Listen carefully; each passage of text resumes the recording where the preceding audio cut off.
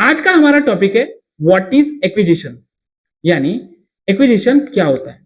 तो आज के इस वीडियो में हम सिंपल लैंग्वेज में समझने की कोशिश करेंगे कि एक्विजिशन या एक्वायर करना क्या होता है। तो चलिए सबसे पहले एक्विजिशन का मतलब समझते हैं।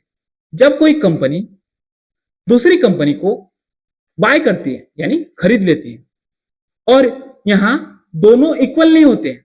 यहां एक कंपनी बायर होती है और दूसरी कंपनी टारगेट हो सकती है।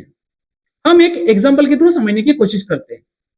अगर कंपनी ए कंपनी बी के 51% शेयर या फिर उससे ज्यादा उस कंपनी के शेयर्स बाय करती है वो कंपनी, तो बी कंपनी पर ए कंपनी का पूरा कंट्रोल हो जाता है और इसी को बोला जाता है एक्वायर करना या फिर एक्विजिशन बोला जाता है। अब हम एक रियल लाइफ एग्जांपल लेकर समझने की कोशिश करते हैं कि एक्विजिशन या एक्वायर करना क्या होता है।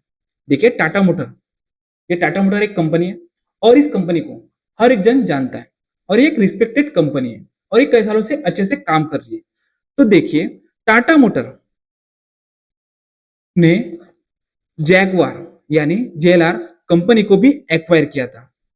जेएलआर पहले एक फॉरेन कंपनी थी, लेकिन टाटा ग्रुप ने उस कंपनी को बाय कर लिया और आज जेएलआर टाटा मोटर के अंडर ऑपरेट होता है।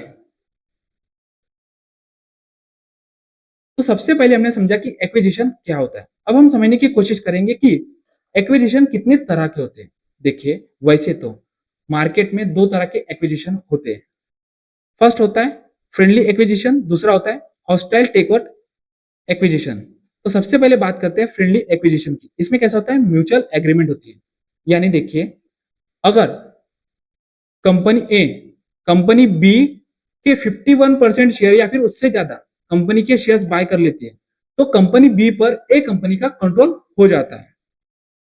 अब हम बात करते हैं हॉस्टाइल टेकओवर एक्विजिशन के बारे में। इसमें कैसा होता है, एक कंपनी बायर होती है, दूसरी कंपनी टारगेट होती है, यानी टारगेट कंपनी अपोज करती है।